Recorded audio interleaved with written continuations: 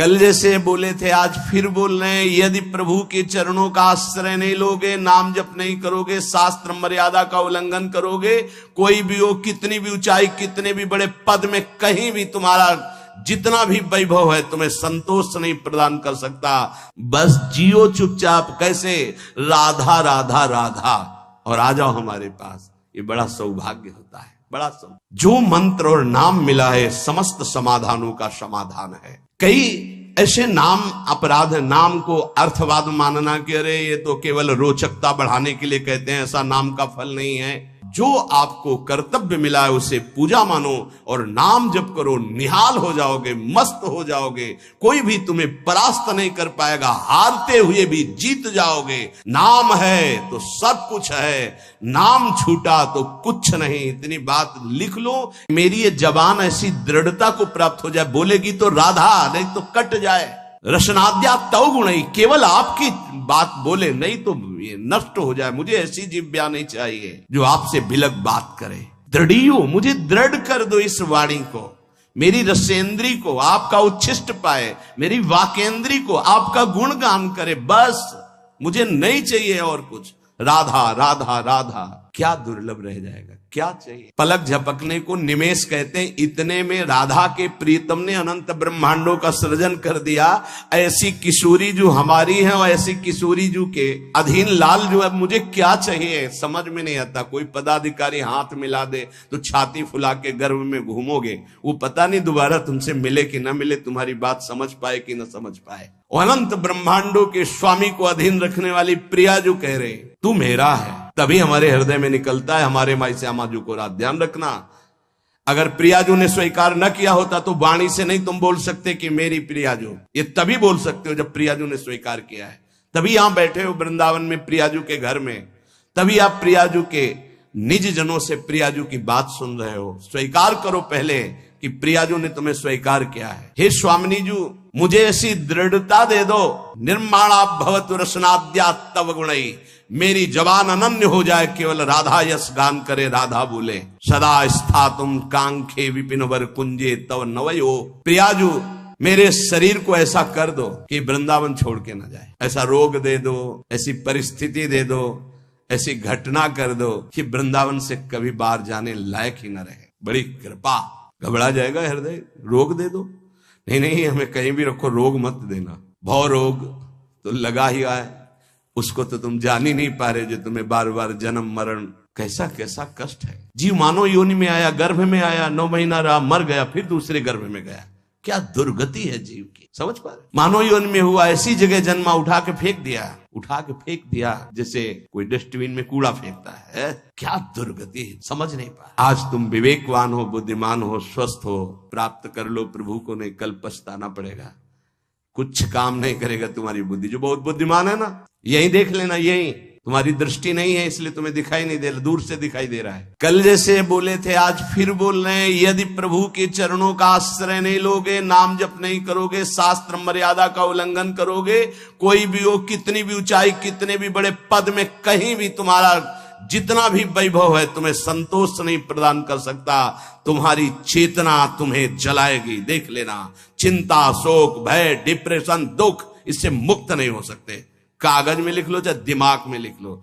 आज पुण्य काम कर रहे हैं तो खूब जय जय, और कल हमें बताना जब पुण्य का नंबर बदलेगा, तब तुम्हें उत्तर मिलेगा कि जीवन का तुमने क्या वस्तु खोया। जहां से बनना था वहीं नास्तिकता ले आए, अब क्या तुम्हारे अंदर रह गया है। बहुत शायद सत्संग में याद हो, एक बार सुनाया था, ये बहुत प्रिय संत के द्वारा बताई हुई बात थी कि एक बहुत बड़े डॉक्टर थे जो विदेश से, अमेरिका आदि से डॉक्टरी से, बिल्कुल नास्तिक स्वभाव। जब कभी किसी संत की बात आती तो सीधे निंदा और गालियों से बात करते थे, अरब खरब रुपए साहब, और इतने बड़े सर्जन के डॉक्टर उनका सम्मान करते थे। एक बार किसी संत ने उनको समझाया कि डॉक्टर साहब आप बहुत बड़े हैं, लेकिन इतने बड़े नहीं कि माया के थप्पड़ को झेल जाए, इसलिए भगवान से तो नास्तिक। कौन भगवान, कैसा भगवान, कहां भगवान? तो उनका एक बार जीवन में मैं स्वयं मिलूंगा आपसे आकर। संतों का स्वभाव होता है बहुत जिद्दी। एक बार मैं आपके दर्शन करूंगा आके और आपसे यही प्रश्न करूंगा। आज मैं नोट कर लेता हूं आपका प्रश्न और उत्तर मैं उस समय दूंगा आकर। फिर कुछ वर्ष बाद हमको वृंदावन में मिले थे, सिंहोम आश्रम के सामने परिक्रमा मार्ग में बैठे हुए थे, बड़े उच्च कोटि के महात्मा, बड़े छद्म भेषधारी, कोई जान न पावे। तब उन्होंने बताया उनका कुछ समय बाद एक्सीडेंट हुआ, मेरुदंड 6 जगह से टूट गई। मेरुदंड, अब हालत जानते हो मेरुदंड टूटने वाले की क्या होती है? जिंदा मरा हुआ आदमी, मरा हुआ तो ठीक है, लेकिन जिंदा मरा हुआ आदमी, जब उनको ये पता चले वो गए अस्पताल में। डॉक्टर साहब पहचाना, रो पड़े, धीरे से बोले बचा लो। उनका अब तो गुंजाइश नहीं, अब तो अकर्म लागू हो गया अपना दंड देने में, अब नहीं। अब एक बात कहूं, अंतिम बना लो अगर तो नाम जपना। बोले बोल दो, कुछ भी नाम बोल दो, कुछ भी बता दो। अब मैं मान गया कि कोई ईश्वर है जिसके आगे किसी की नहीं, अब मैं किसी काम का नहीं रह गया। मेरी सब पढ़ाई लिखाई डॉक्टरी व्यर्थ हो गई, मेरा जीवन अब मृत्यु शैया पे पड़ा है। बोले अब बोलो राम, अब बोलो। हमें लगता है उन डॉक्टर के ऊपर बहुत कृपा पहले से ही हो गई थी, तो ये परिस्थिति आई और अंतिम बन गया। संत के द्वारा भगवान नाम उच्चारण करवाना और आर्त भाव से भगवान को पुकारना, कई ऐसे उदाहरण। इसीलिए हम चीख के कहते हैं कि कोई भी हो, कहीं भी हो, कुछ भी कर लो, जब तक भगवद आश्रय नहीं लोगे तब तक शांति तुम्हारे अंदर नहीं, विश्राम नहीं। ये चिंता, शोक, भय, मृत्यु तुम्हें दंड देके रहेगी, तुम्हें त्रास देके रहेगी। हम ये नहीं कहते कि भजन करने वालों को रोग नहीं आता, दुख नहीं आता, विपत्ति नहीं आती, लेकिन 100 ग्राम विपत्ति 1 किलो संपत्ति क्या करेगी? 100 ग्राम विपत्ति का दुख हो, 1 किलो संपत्ति का सुख क्या करेगा? कौन सी आनंद संपत्ति? ये तो दुख गणना में ही नहीं है उस सुख के आगे, लेकिन हम तुम्हें इशारे में बता रहे हैं। 100 ग्राम दुख और 900 ग्राम सुख उसके ऊपर लदा रहता है, वो कुछ नहीं कर पाता। भगवद आश्रित के हृदय को तुम नहीं जान पाओगे, तुम भी भगवद आश्रित हो जाओ। सदा स्थातुम कांखे विपिन वर कुंजे चनवयो। ऐसी कृपा कर दो श्री जी कि धाम से जाने योग्य न रह जाए, ऐसी कृपा कर। बड़ी कृपा होती है। जैसे कोई जंगली जानवर होता है ना, और उसको काबू में जब किया जाता है तो गांव में एक लंगड़ डाला जाता है। अब वो उतने ही कदम चल पाएगा जितने में उसको चारा मिले, बस। ऐसे ही श्री जी जब कृपा करती है तो किसी असाध्य रोग का लंगड़ डाल देती है, बस जियो चुपचाप। कैसे? राधा राधा राधा, और आ जाओ हमारे पास। ये बड़ा सौभाग्य होता है, बड़ा सौभाग्य। अभी नौजवान एक परसों के आए थे, यहाँ कैंसर था। खैर मैंने आपको गुरु मान लिया, अब राधा राधा राधा, अब एक श्वास भी नहीं राधा नाम से अलग जाएगी, बस मुझे कोई आशीर्वाद नहीं, बना रहे बस राधा राधा, छूटे न। कितनी कृपा हो गई। कोई अपने जीवन की जब निराशा की स्थिति को देखता है तब आशा उसकी बनती भगवत प्राप्ति की। अब तो गया भाई, अब तो राधा राधा। हम तो कहते प्रणाम है भगवान की इस विधान को, प्रणाम है उस दुख, उस रोग को जिसने निश्चय करा दिया कि अब तो राधा राधा राधा। बड़े भाग्य की बात है ये, यद्यपि बर्दाश्त नहीं होगा भाग्य सबको। सदा स्थातुम, वृंदावन से न जा पाऊं, आपका आश्रय न छूटे, आपका नाम न छूटे, ऐसी परिस्थिति दे दो। ये बहुत मंगलकारी परिस्थिति है। भगवान कृपा करें भोग लायक न रह जाएं, भगवान कृपा करें जगत लायक न रह जाएं, भगवान कृपा करे हमसे कोई प्यार न करे। बर्दाश्त होगी ये बात? एक हो गया, ऐसी कृपा हमें सुनना भी नहीं। हमारी आकांक्षाएं जगत की है, ये जरूर सुनना। यही हमारे जीवन की दुर्दशा है जो हमको प्रभु से विमुख किए हैं। एक बार हम एक संत भगवान के मुख से सुना कि असाध्य रोग भगवान की विशुद्ध कृपा से प्राप्त होता है। ये साध्य रोग नाता तो साधन का अहम बना रहता, मानते कि साधना ठीक थी, लेकिन उसका परिणाम वो नहीं होता जो आर्त भाव में हुआ, जो असहाय अवस्था में हुआ, जो अकिंचन अवस्था में। कोई एक व्यक्ति पाने देने वाला, एक वस्तु नहीं, आर्त भाव। आप समझ गए कि मैं गया, उसी ने कृपा की। उसी कृपा का आज आप लोग रसास्वादन कर रहे हैं। यद्यपि किसी योग्य नहीं, किसी योग्य नहीं, ना पढ़ा लिखा, ना उतना कुछ नहीं, केवल बस ऐसा है कि जैसे पारसमणि छू गई लोहे पे तो चमक पड़ा, सोना बन गया। वो लोहा जंगहा किसी के काम आने वाला नहीं था। श्रीपाद कह रहे सदा स्थातुम, स्वामिनी ऐसा कुछ कर दो कि ये शरीर किसी योग्य न रह जाए, आपके धाम में ही पड़ा रहे। बड़ी कृपा है। कृपा का स्वरूप हम देखा कैसे कृपा निकालती है। बिल्कुल विषय में लगे हुए हैं, एकदम निकाल के ऐसा भगवदाकार वृत्ति जो वर्षों में नहीं होती साधना से, वो मिनटों में कर देती कृपा। हमने देखा, प्रमाण देखा। वो अज्ञानी जीव नहीं जानते हैं उस कृपा को। कृपा एक क्षण में भगवत प्राप्ति करा देती, एक क्षण। साधना तो असाधनों का त्याग करने के लिए होती, कृपा के लिए साधन असाधन कुछ मतलब। बाढ़ आई तो सब बहा के ले गई। ये कृपा बाढ़ है। श्रीपाद करे ऐसी कृपा कर दो कि मेरा जीवन सिर्फ वृंदावन। क्यों वृंदावन में ही क्यों? ऐसा क्या खास बात है? केवल भगवत प्रेम प्राप्ति वृंदावन से हो सकती है। मोक्ष प्राप्ति तो काशी में भी हो जाएगी। प्रेम प्राप्ति ये वृंदावनेश्वरी। ये हम अपने छाती की बात कहते हैं। अगर तुम समझ पाओ, हमसे पूछो प्रमाण, तो हम इसीलिए छाती शब्द बोला है। यहां जब शरीर छूटता है तो वृंदा सखी, जैसे अभी इशारा हुआ था ना, इसमें निदेशात संप्राप्तो वर युवत युग्मम प्रिवहु। 2 सखियों को आदेश किया, सब सखियों को बुला और पुष्पांजलि अर्पित करो। इशारा हुआ वृंदा सखी का, लताओं को इशारा हुआ, झंकृत। ऐसे यहां वृंदा सखी इशारा करती है। ये जीव हमारे तत्काल सहचर्या आती है। और जिसने जीवन भर राधा राधा पुकारा है, यहां शरीर छूटता है तो स्वयं श्री जी आती है। ये हम छाती की बात कह रहा हूं, स्वयं श्री जी आती है। क्योंकि कुछ बातें ऐसी होती है जिनकी सामर्थ्य नहीं जबान से कह सकूं, वो छाती में छुपी ही रहती है। इसलिए तुम्हें बात बता रहा हूं। यदि आप किसी योग्य ना होना और आपको लगे कि मुझे भगवत प्राप्ति करनी, तो धाम आके पड़े रहना। भगवत प्राप्ति पक्का, पड़े रहना धाम में। जब आपको लगे कि मेरी क्षमता खत्म हो चुकी, अब मैं किसी काम का नहीं रहा, भगवत प्राप्ति का कोई संभावना भी नहीं मेरे अंदर, तो यहां पड़े रहना, भगवत प्राप्ति हो जाएगी। श्रीपाद करे सुखम पश्ये क्रीड़ाम। अगर आपने ये ऊपर वाला नियम ले लिया, प्रिय त्वाम मामंगी कुरु, प्रिया जो मुझे अंगीकार कर लो, शरणागति प्रदान कर दो मुझे, मैं आपकी शरण में हूं। बहुत कृपालु लाडली, बहुत प्रतिकूलता कृपा से मिलती है, बहुत श्री सुधाने जी के बार बार श्लोक कब ऐसा होगा, कब ऐसा होगा, गायन करके एकदम शिथिलता। तुम मामंगी को मुझे स्वीकार, प्रियजन स्वीकार। वो शाम जीवन की वो शाम थी जो भगवान कृपा करके हर साधक को प्राप्त, हर साधक को, हर जिज्ञासु को, हर प्रेमी को ऐसी शाम प्राप्त हो जिस शाम में विश्राम मिल जाए। हे तू मेरा, मेरे लिए ही तो साधना होती है। मैं जब कह रही तू मेरा, फिर तेरे को क्या चिंता। अब जैसे कोई युवराज पद पर अभिषिक्त हो जाए तो उसे कोई संशय थोड़ी रहता है। ऐसे ही हर समय आनंद मस्ती रहती, भयंकर पीड़ा की स्थिति में भी मन नाचता रहता है, केवल एक बात के लिए कि मेरी स्वामिनी ने मुझे स्वीकार कर लिया। इसीलिए मन से, प्राणों से, रोम रोम से केवल एक बात है, राधा राधा राधा। ये हम किसी पक्षपात की बात नहीं कह रहे, आप मान लीजिए, फिर आप देख लीजिएगा, आप मान लीजिए। बहुत बड़ी बात कह रहा हूं बार बार हृदय से। हमारी स्वामिनी का ऐसा स्वभाव, ऐसा प्रभाव अद्वितीय है, ना ऐसा सुना, न देखा, ना अनुभव किया। सुखम पश्ये क्रीड़ाम प्रणय रस युक्ताम ही युवयो। मैं सुख पूर्वक इस वृंदावन की भूमि में पड़ा पड़ा प्रेम दृष्टि से अपने युगल सरकार की लीला को देखता रहूंगा।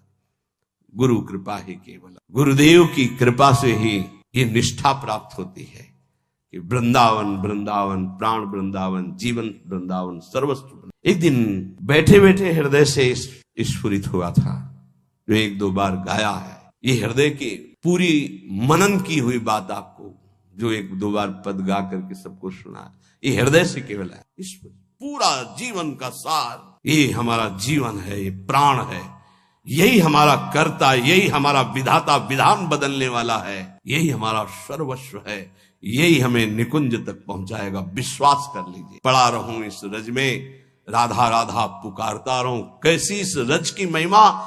श्री भट्ट देवाचार्य जी कहते हैं, अगर इस रज के बाहर संपत्ति की तो बात जाने दो, हरि भी खड़े होंगे तो आंख उठा के नहीं देखूंगा।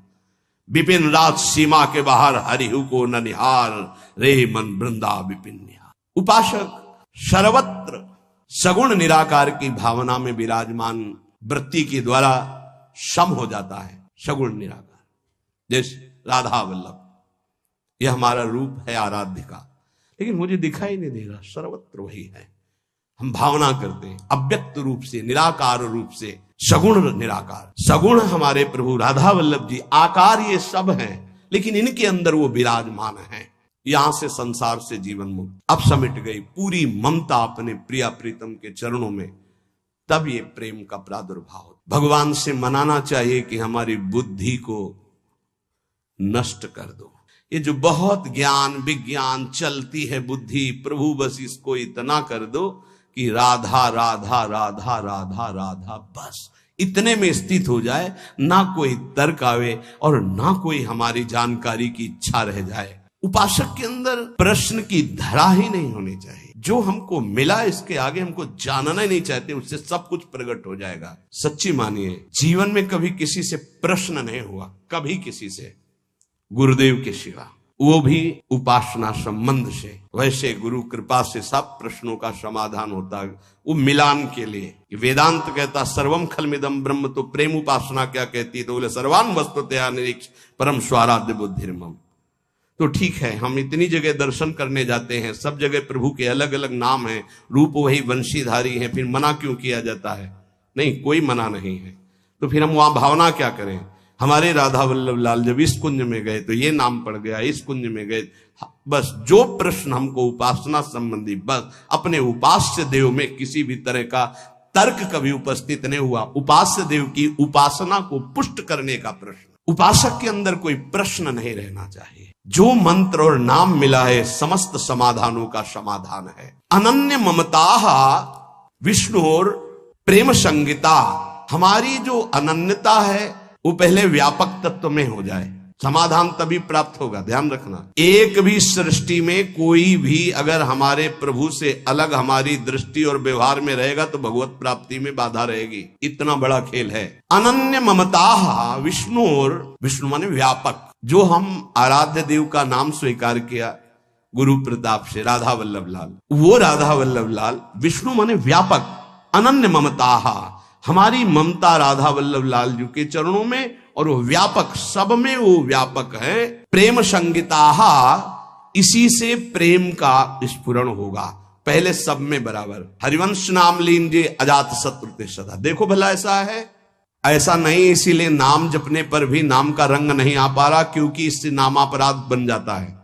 किसी भी देवता की निंदा करना, भगवान शिव हरि में भेद रखना, संत वैष्णव गुरुदेव की निंदा करना, वेद के शास्त्रों के गुरु उपदेश के प्रतिकूल चलना, ना सुनने वाले को भी, ना चाहने वाले को भी, अश्रद्धालु को भी उपदेश करना, कई ऐसे नाम अपराध है। नाम को अर्थवाद मानना कि अरे ये तो केवल रोचकता बढ़ाने के लिए कहते हैं, ऐसा नाम का फल नहीं है। इन सब बातों से नाम जपने पर अरुचि हो जाती है, और नाम जपने पर भी नाम का फल प्रकाशित नहीं होता। अगर हम इसी जन्म में बहुत जल्दी लाभ प्राप्त करना चाहते हैं तो किसी से भी न राग न द्वेष। अनन्य ममता विष्णुर, जो व्यापक तत्व है। दो प्रकार की उपासना करनी ही होती है हर उपासक को। एक होती है सीमा के अंतर्गत और एक होती असीम। ये दोनों उपासना की पद्धतियां स्वीकार करनी पड़ेगी। सीमा के अंतर्गत सिर्फ राधा वल्लभ लाल, असीम सर्वत्र राधा वल्लभ लाल। यो वृंदावन सीमनी कश्चन घनाश्चर्य किशोरी मणेश, ये सीमा के अंतर्गत। असीम सर्वान वस्तुतया निरीक्ष। दोनों पद्धतियां स्वीकार करनी ही पड़ती है। पहली पद्धति में समता और दूसरी पद्धति में ममता। समता करके विस्मृत, ममता करके आसक्त, ये प्रेम संग, प्रेम का प्रादुर्भाव। समझ पा रहे? अगर एक भी वस्तु व्यक्ति स्थान से कहीं भी नफरत है, द्वेष है, शत्रुता है, तो जब तक उसको नहीं मिटाओगे भगवत प्राप्त नहीं हो पाओगे। कहीं भी द्वेष नहीं था, केवल रंगनाथ जी के मंदिर के जो सेठ जी थे उनसे जरा सा द्वेष पूर्व का था लाला बाबू को, तो श्री कृष्णदास जी ने उनको विरक्त वेश नहीं दिया। और जिस दिन वो उनके सामने भिक्षावृत्ति के लिए खड़े हो गए और द्वेष खत्म हुआ, हृदय से लगाए और गए, तो रास्ते में मिल गए कि लाला बाबू आज तुम्हें हम विरक्त वेश देंगे। अर्थात हमारे गुरुदेव, हमारे इष्ट तभी प्रसन्न होते पूरी सृष्टि में किसी एक से भी वैर न रह जाए। अनन्य ममता विष्णुर ममता प्रेम संगीता भक्ति रित्युच्यते भीष्म प्रह्लादोद्धव नारदैः। श्री भक्ति के आचार्य देवर्षि नारद जी, भगवान श्री कृष्ण के परम मित्र, गोपियों के परम भक्त उद्धव जी, प्रह्लाद जी भक्तों में सर्वश्रेष्ठ, महामहिम श्री भीष्म जी, इन बड़े बड़े महापुरुषों का मत है कि इसी भक्ति से प्रेम का प्रादुर्भाव होता है। क्या? सब में विष्णुर व्यापक प्रभु हमारे, व्यवहार आपका ऐसा सम, और ममता अनन्य भाव से जो गुरुदेव प्रदत्त आराध्य देव का रूप है उसके सिवा नहीं। पूर्ण अनन्यता, पूर्ण समता, अभी आनंद आ जाए। ये जब उतरे हो अखाड़े पे तो चोट की क्या परवाह, दांव मारो विजयी भव, क्योंकि श्री जी हमारे संग है। नागरी दासी जन्म जितायो बलिहारी बलिहारी, पहला भक्ति का स्वरूप और दूसरा निष्कामता का स्वरूप। उस उपासक में जो अनन्य ममता अपने आराध्य देव में करता है, उसको इस लोक के भोग परलोक के भोगों की तो बात जाने दो, मुक्तियों की भी इच्छा नहीं रहती। तो चलो हमारी स्थिति ऐसी नहीं, लेकिन हमें अपनी इच्छा को शासन में तो लेना पड़ेगा। अगर इच्छाएं बढ़ती गई तो तुच्छ इच्छाएं हैं, ये कहां हमें मुक्त होने देंगी, कहां हमें भक्त होने देंगी। जबकि सालोक्य भगवान के समान लोक का वैभव प्राप्त हो जाना, जैसे सुदामा पुरी बन गई तो सुदामा जी ने उस पुरी का भोग नहीं किया, पत्नी से कहा तुम ही ने भेजा था, तुम ही इसका भोग करो, हम तो भिक्षावृत्ति से वैसे ही जिएंगे जैसे अपने प्यारे श्री कृष्ण के लिए जीते थे। सालोक्य नहीं स्वीकार किया। सारिष्ट भगवान के समान ऐश्वर्य विभूतियां बल विक्रम सब जागृत हो जाना। सामीप्य भगवान के समीप भगवत स्वरूप धारण करके विराजमान रहना। सायुज्य भगवान में समा जाना, जैसे तरंग जल में लीन हो गई। कोई भी मोक्ष नहीं चाहे, भक्त तो चरण दासता के सिवा कोई सुख नहीं चाहता। न भगवान के समान रूप धारण करके, भगवान के समान ऐश्वर्य धारण करके, भगवान के समान लोक, भगवान के समान वैभव, भगवान में लीन, ये कुछ नहीं चाहता। सालोक्य सारिष्ट सामीप्य सारूप्यैकत्व मप्युत दीयमानम, अधिकार हो गया वो जो चाहे मोक्ष प्राप्त कर ले। न ग्रहणंती, नहीं चाहिए। क्या चाहिए? सेवनम जनाहा, केवल सेवा आपकी बस, ना मुझे और नहीं चाहिए, नहीं, ये पांचों मोक्ष नहीं चाहिए।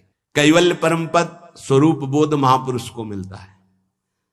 भक्तिवान कैवल्य परम पद का अधिकारी स्वयं हो जाता है, क्योंकि स्वरूप बोध भगवान के दर्शन और स्वरूप बोध एक ही साथ होता है। मम दर्शन फल परम अनुपा जीव पाव निज सहज स्वरूपा। और यहां तो भावदेह की प्राप्ति आचार्य कृपा से पहले ही हो जाती है। अलग अलग उपासना का खेल है। जैसे भाव से आप भजन कर रहे हो, आपको स्वरूप ज्ञान भी नहीं है, खूब नाम जप कर रहे हो, विकल हो प्रभु के लिए, कोई मैं कौन हूं क्या हूं कोई मतलब नहीं, तो भगवान दर्शन देंगे, जे ही दर्शन देंगे स्वरूप बोध हो जाएगा। प्रेम उपासना में जे ही प्रियाजु से आसक्ति बढ़ती है तो आचार्य चरण भावदेह प्रदान कर देते हैं, वहां स्वरूप पहले ही बोध हो गया। वो कैवल परम पद का अधिकार प्राप्त करके उसका त्यागी प्रेम मार्ग में आगे बढ़ जाता है। सच्चिदानंद प्रभु के भजन में कैसे भी लग जाओ, मंगल ही मंगल है। इसके लिए तुम्हें थोड़े दिन यत्न करना जरूरी है, प्रयास करना जरूरी है। प्रारंभ में कहने लगते हैं मेरे से भजन नहीं होता, तो भजन तो सिद्धों से होता है, तुम्हें कैसे होने लगेगा? तुम्हें करना पड़ेगा।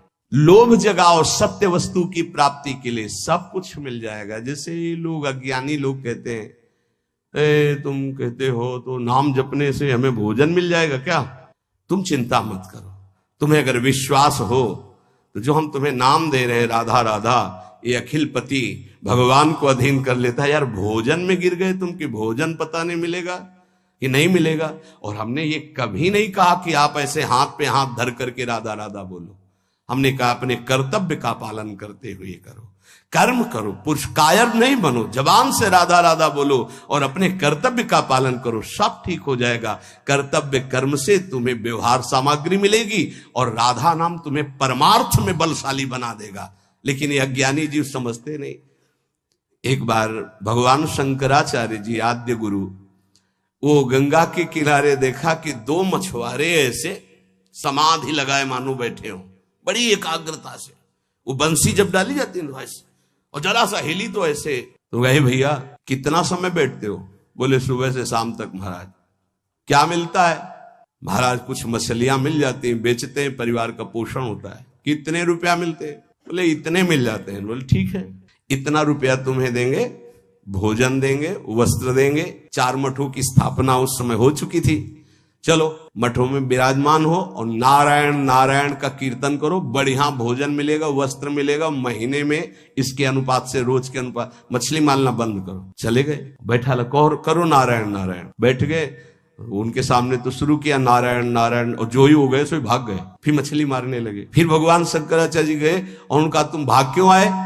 बोले अपना भोजन और अपना पैसा ये सब आप रखो, हमसे वो नहीं होगा, हमें जो सुख मिलता है मछली मारने में उन नारायण नारायण। अब वो साधक तो है नहीं, बोले हमको नहीं चाहिए तुम्हारा भोजन और रुपया। समझो, आप खिलवाड़ मत समझे।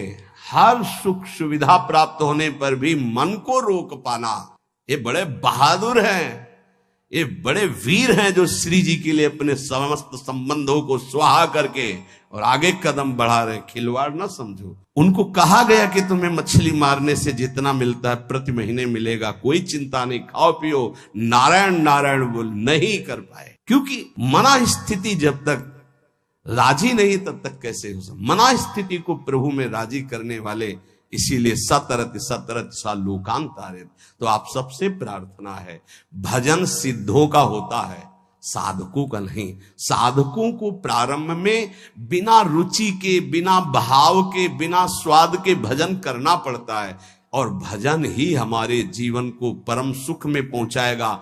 आत्यंतिक दुख की निवृत्ति, जहां लेस मात्र भी दुख नहीं प्यारे, वहां पहुंचने की बात कही जा रही है। इसलिए आप बात मान जाओ, क्योंकि ये ऐसी कोई वस्तु नहीं कि हम खरीद के आपको खवा दें, ऐसी कोई बात नहीं जो हम आपको दिखा दे। बस वाणी से कह के असमर्थ होकर के बस कहते हैं कि आप मान लो बात। राधा राधा राधा राधा, जो आपको कर्तव्य मिला है उसे पूजा मानो और नाम जप करो, निहाल हो जाओगे, मस्त हो जाओगे।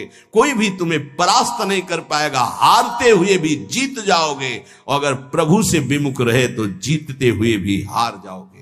ये बात ध्यान रखना जीवन की। नाम है तो सब कुछ है, नाम छूटा तो कुछ नहीं। इतनी बात लिख लो। ये हम केवल कोरी भावुकता में नहीं कहते, किसी पक्षपात में नहीं कहते, शास्त्र प्रमाणित जीवन का सार आपको बात कहते हैं। राधा